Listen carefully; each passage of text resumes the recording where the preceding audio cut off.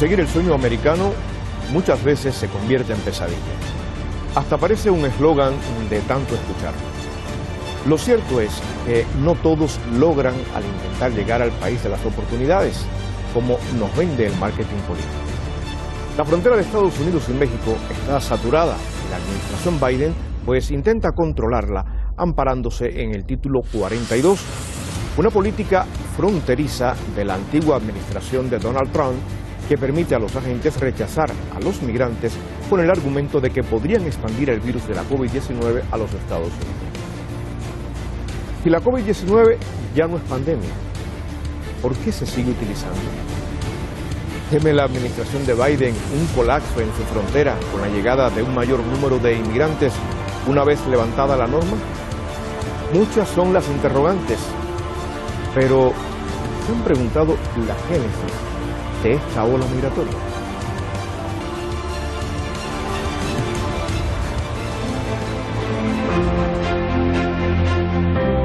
El flujo migratorio por América no ha dejado de crecer pese a los intentos de los gobiernos del continente por controlar los cruces ilegales. En los últimos días, miles de migrantes han acudido a las oficinas gubernamentales en el sur de México para solicitar refugio. Lo que queremos es un asilo para Estados Unidos, ir a un albergue que nos apoyen para que el familiar nos ayude con lo poquito que tiene allá en Estados Unidos. Esto después de que Estados Unidos anunció que mantendría las restricciones empleadas para expulsar inmediatamente a quienes hayan intentado cruzar a su territorio de forma indocumentada. La polémica ley, conocida como Título 42, se implementó inicialmente para frenar la propagación del COVID-19, pero autoridades sanitarias estadounidenses han dicho que ya no es necesario. El sueño de nosotros es pasar para tener un trabajo poco que nos levante de nuestra situación económica que estamos pasando, casi en toda Latinoamérica estamos muy mal, salarios muy bajos, precios de la comida son muy altos. México anunció que durante los 12 meses del año pasado recibió 118.478 peticiones de migrantes que solicitaron el reconocimiento de la condición de refugiado. Según la Comisión Mexicana de Ayuda a Refugiados, esa cifra es la segunda más alta tras los 131.448 casos registrados en 2021. México seguirá siendo un país de tránsito en la medida en que el diferencial salarial y de desarrollo entre los Estados Unidos, primera potencia del mundo, y México continúe. Pero la diferencia hoy es que además de ser un país de tránsito, es un país de destino, y crecientemente se deja ver esto con esta expresión tan elocuente de personas de todos los continentes, incluido Europa y Norteamérica, que vienen a nuestro país a solicitar la condición de refugiado. Los datos se publicaron mientras continúa al alza la tendencia de migrantes para llegar a Estados Unidos, cuya Oficina de Aduanas y Protección Fronteriza detuvo en el año fiscal de 2022 un número inédito de más de 2,76 millones de migrantes. En línea con esta política de tolerancia cero con los migrantes, el presidente estadounidense anunció un nuevo plan de seguridad fronteriza. Se dejará entrar por vía legal a 30.000 migrantes por mes de Cuba, Haití, Nicaragua y Venezuela. En cambio, se refuerzan las expulsiones de aquellos que intenten cruzar la frontera sin la documentación necesaria. My message is this: if you're trying to leave Cuba, Nicaragua, or Haiti, or have agreed to begin a journey to America, do not just show up at the border. Stay where you are and apply legally from there. Starting today, if you don't apply through the legal process, you will not be eligible for this new parole program. Biden afirmó que el plan se coordina con el gobierno del presidente de México, Andrés Manuel López Obrador, con quien discutirá temas migratorios durante la cumbre de líderes de América del Norte. Next week I'm going to travel to Mexico, where I'm going to meet with President López Obrador. We have a big agenda that ranges from the climate crisis to economic development and other issues. But one important part of that agenda is strengthening our border between our nations.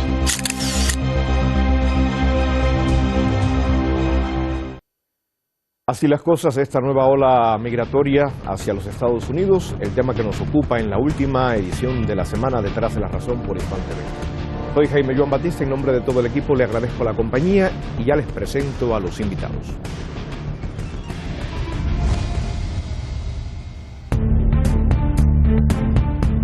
Hoy conversaremos con Calvin Dark en Marruecos. Él es analista internacional y presidente de RC Communication.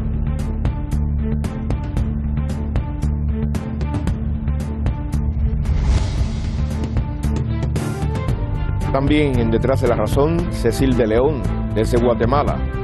Cecil es profesor y analista, máster en seguridad y geopolítica.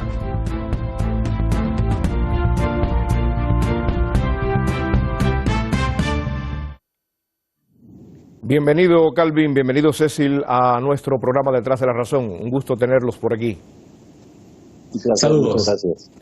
Bueno, pues estamos viendo el panorama, las noticias están revelando una crisis migratoria, una nueva crisis migratoria, una oleada bastante intensa. Se ha cerrado el año 2022 y lo ha iniciado 2023, Estados Unidos y Centroamérica.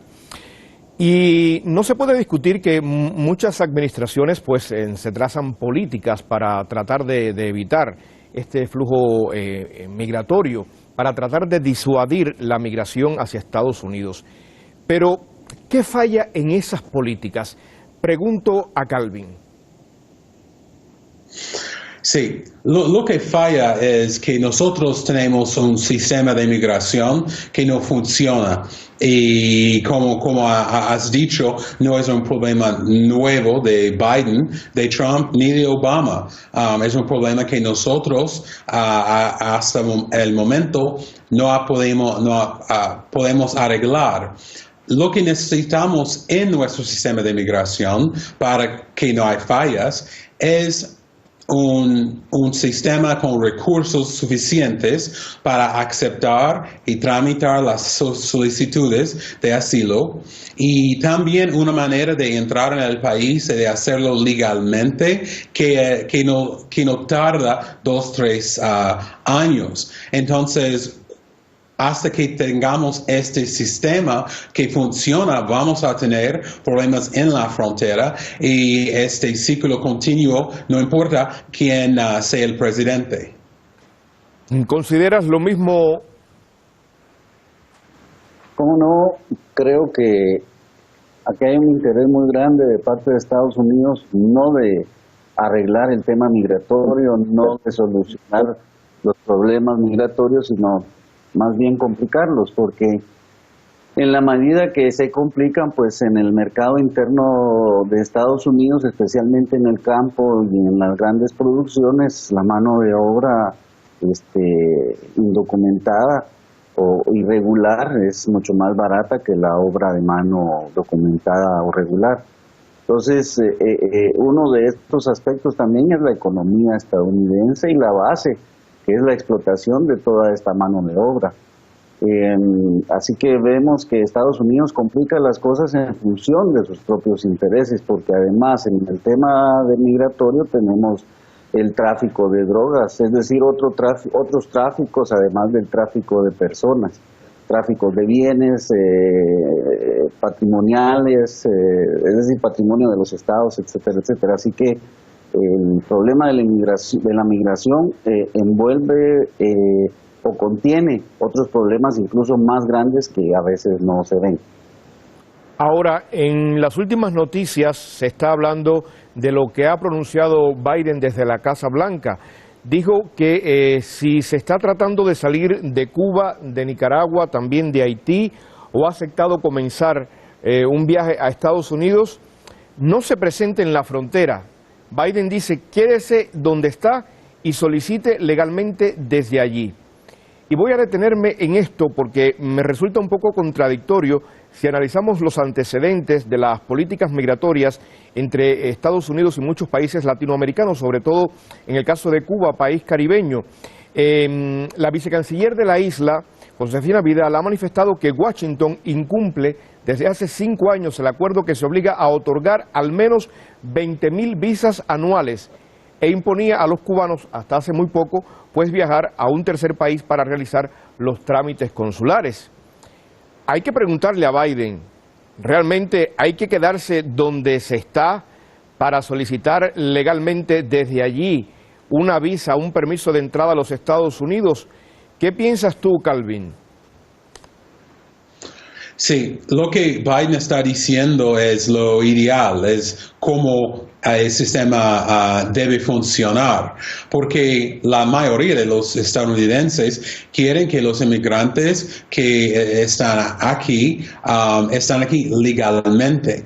Y lo que Biden está diciendo de quedarse en su país para solicitar el permiso a asilo, no tenemos el sistema para aceptarlos, no tenemos los recursos en esos países para hacer todo lo necesario para evaluar y tramitar esas solicitudes. Y lo que pasa es la gente en esos países que tienen muchos riesgos peligrosos en sus países y quieren venir a los Estados Unidos, ellos no pueden tardar 2, 3 años para atender una respuesta del gobierno estadounidense.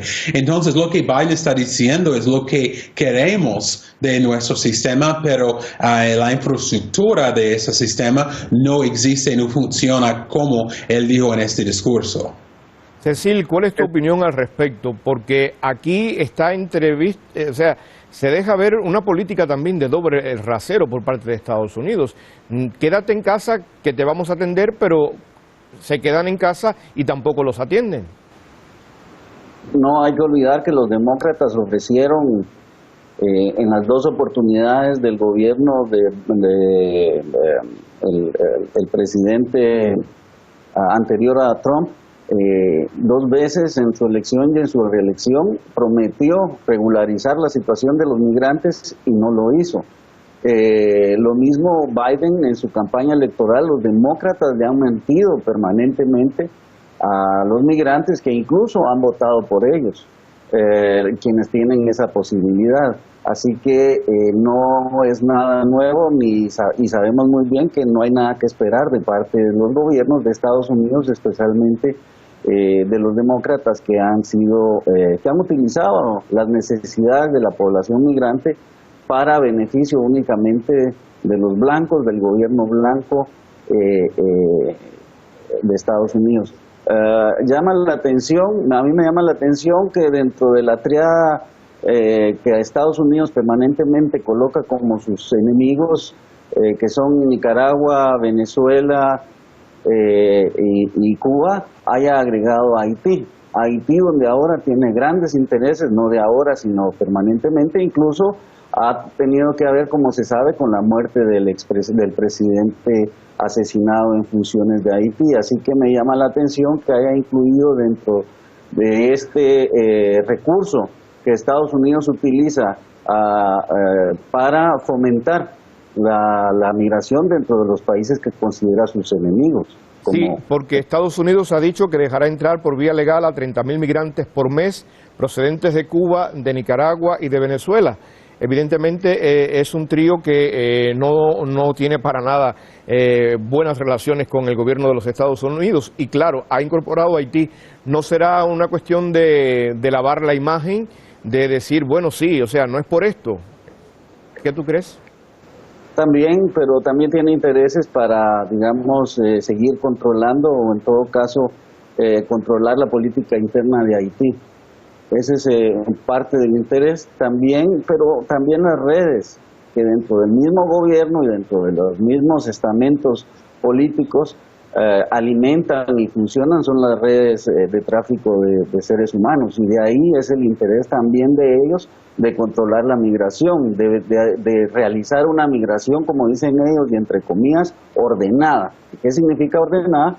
Que pase por las manos de estos estamentos, porque cada persona que pasa pues tiene un precio que pagar y son miles de millones de dólares. Es un negocio enorme, multimillonario, y que en las fronteras de Estados Unidos es donde se recibe el cash. Si no, no entendemos cómo es que tantos migrantes, a pesar del blindaje de las fronteras, logran pasar todos los días y permanecer en el lado de los Estados Unidos. Por ejemplo, en este cierre de 2022, Cuba ha sido uno de los países de mayor explosión de cubanos tratando de cruzar la frontera, incluso incorporándose a rutas irregulares de Centroamérica, poniendo en riesgo su vida, lo nunca visto realmente. Para nadie es secreto que se exponen a estafas, a violencia, a los grupos del narcotráfico, a la trata de personas. Pero con el caso de los cubanos, Calvin, pasa algo especial, independientemente de que ahora estamos hablando de un cuarteto que será privilegiado, como es el caso de Haití, de Nicaragua, Venezuela y Cuba. Cuando los cubanos llegan a Estados Unidos, cuando llegan a Florida, tienen otro tratamiento que los hace diferenciar. Y para nadie es secreto cómo han estado a lo largo de casi 6 décadas las relaciones entre Cuba y Estados Unidos. ¿Qué me puedes decir al respecto? Sí, el caso de Cuba es distinto porque hay una relación con los Estados Unidos que es diferente de los otros países, y también tenemos en los Estados Unidos una comunidad cubana que está muy activa políticamente, y ellos han puesto presión sobre el gobierno, no solo el gobierno de Biden, pero desde casi 50, 60 años, para tener una política que es especialmente para los cubanos. Pero una cosa que es la verdad es, yo tengo orgullo que esos inmigrantes quieren venir a los Estados Unidos, porque hay países donde ellos no dan la bienvenida a los inmigrantes, y el hecho de que los cubanos y los otros inmigrantes quieren tener una vida mejor con libertades que no tienen en Cuba o los otros países es un punto de orgullo. Para mí y los estadounidenses, lo que tenemos que hacer es arreglar nuestro sistema de inmigración para que funcione, para aceptar a la gente como asilo de refugiados y la gente que vienen para razones económicas. Pero tenemos muchas cosas que hacer para llegar a ese arreglamiento de nuestro sistema. Cecil, ¿coincides tú con la opinión de Calvin, atendiendo a lo que decía del orgullo creciente de que sean recibidos estos migrantes? Y hacía referencia a la libertad. Pero en el caso, por ejemplo, de muchos países, no van buscando libertad, van buscando mejoras económicas. ¿Por qué no tienen esas mejoras económicas en su país? ¿Qué hay de fondo detrás de todo esto? ¿Qué me puedes hablar de las políticas de Estados Unidos de bloqueo, de sanciones, de embargos, que no dejan que realmente esos pueblos puedan desarrollarse y ofrecerles a sus ciudadanos una vida más plena? Pues Estados Unidos, precisamente con estas políticas específicas de recepción de migración cubana en sus fronteras, lo que ha hecho es un instrumento, una parte de su estrategia de guerra total contra el gobierno y contra el pueblo cubano. Si la gente se expone a pasar por el Darién, si los cubanos junto a otros migrantes hacen el viaje desde América del Sur para poder llegar a Estados Unidos, no es de sorprenderse que antes lo hicieran a través de pequeños botes, de pequeñas lanchas, atravesando el estrecho entre Cuba y la Florida. Es decir, no es un caso nuevo. Recordemos la crisis de los Marielitos en los años 80. Es decir, Estados Unidos permanentemente y a través de sus diversos medios de desinformación ha estado fomentando, promoviendo a la migración de cubanos hacia Estados Unidos. No es una cosa nueva y es necesario entender que es parte de la guerra, que incluye el embargo, por supuesto, que desde 1961-62 impuso sobre la isla, y que es Estados Unidos, su gobierno y sus políticas los responsables de la situación económica de Cuba. Es cierto que en Cuba tienen dificultades para sobrepasar las crisis económicas, pero el pueblo cubano tiene para comer, tiene donde dormir y tiene lo que millones de gentes que viven en Estados Unidos no tienen, que es la protección del Estado. Entonces hay que tener claro esa pequeña diferencia que es fundamental, y que en este caso a estos migrantes que vemos cubanos son aquellos que han caído en el juego de los Estados Unidos, en el juego ideológico. Se han creído las mentiras del sueño americano que todos los días vemos en las redes, en la televisión y en todos los medios, que es una gran mentira, es una gran falsedad y que solo se utiliza en el caso de los Estados Unidos para beneficio de ellos, para beneficios económicos y también políticos. No es casual que cuando están las elecciones cerca el tema de la migración, el tema de los migrantes cubanos, el tema de los migrantes venezolanos, sean demócratas o sean republicanos, utilizan esa arma ideológica para satisfacer a sus bases. Entonces hay que tener cuidado con el análisis, porque el análisis no es emocional, es racional y está basado en hechos. Gracias, Cecil, por tu opinión. Calvin, Biden viajará en horas prácticamente el domingo hasta Texas, porque se ha convertido este lugar pues en el epicentro de la crisis migratoria, y de ahí, bueno, pues pasará a México a reunirse con el presidente de Canadá y con López Obrador en México, a raíz de la cumbre de estos tres países norteamericanos que tendrá lugar por México. ¿Crees tú que el tema migratorio ocupa para ellos el lugar trascendental que debería tener esta reunión, independientemente de todo lo que van a hablar? ¿Ocupará realmente en el orden del día, en asterisco, en mayúsculas, la importancia que amerita?